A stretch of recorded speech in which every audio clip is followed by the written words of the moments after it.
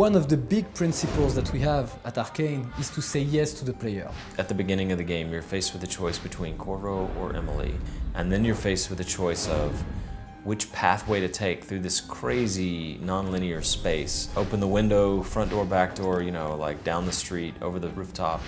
And then on top of that, you're faced with the playstyle question. Do you sneak and try to avoid killing people? Do you sneak and kill as many people as possible? Do you just kick the front door in and fight your way through? In terms of the missions themselves, we wanted to do classic Dishonored missions where it's a highly defended location, it has its own character, it has its own nature, and you're going after a high-value target. But we also wanted to give them some sort of epic theming, either fictionally or game mechanically, so that it just created like a completely memorable space to move around in.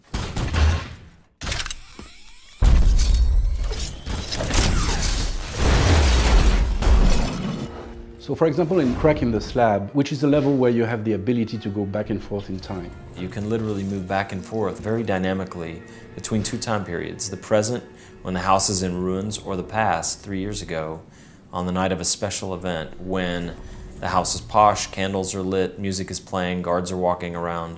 It's a very different feel. The challenge for us was to create 2 and even 3 different levels that would be fun to play, and where the player could go whenever he wants. In the Dust District, you have these raging storms that come about randomly.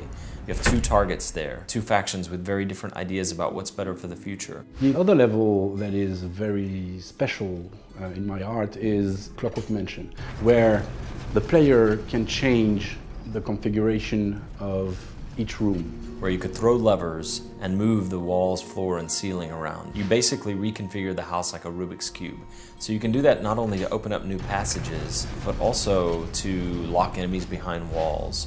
You're trying to reach Kirin Jindosh, the grand inventor for the Duke of Serkonos, and you're trying to unlock this puzzle box of his house, one layer at a time, to reach him.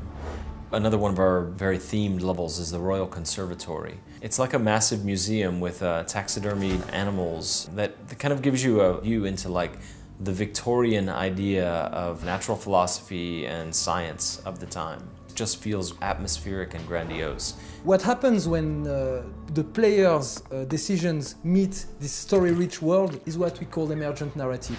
You can encounter a situation and react according to your morality, to your knowledge of the world, or to your impulses right now. And then you create your own story. If there's one thing that I want the player to feel about Dishonored 2 is that our missions, our levels, whereas they're not open world, they feel like open world. Given that in one playthrough of Dishonored 2, you probably see 20% of the game, it feels to us like no 2 players will have exactly the same path. We've put so much effort into having so many things to do, so many ways to do things, so many choices. I would like the player to feel like the possibilities are endless.